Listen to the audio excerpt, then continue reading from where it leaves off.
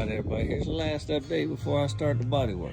I got all my parts on there. So I got a new grill for it, I got my visor on it, I got my hood on it, my bumper on it, got my modifications done the way I want to, got my doors modified the way I want to. I'm gonna put the Altman latch, but I'm gonna do the 52 handles because they got a push button I can lock, and I ain't got to put an extra hole in my doors.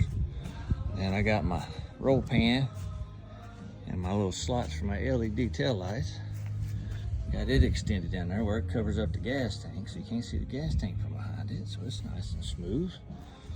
Anyway, so that's what she's gonna look like. Now, color's gonna be red.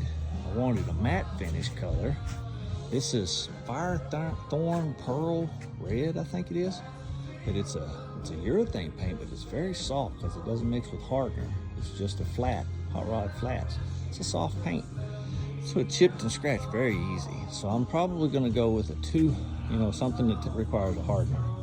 I don't know if it's a single stage, I think a two stages requires a clear coat. We'll put a frost matte clear coat on it. Maybe put some pearl on it. Maybe do a brighter red, I don't know. It looks pretty out in the sun when it's clean, but I just don't know, that paint's just not tough enough. I'm gonna try a different paint on it.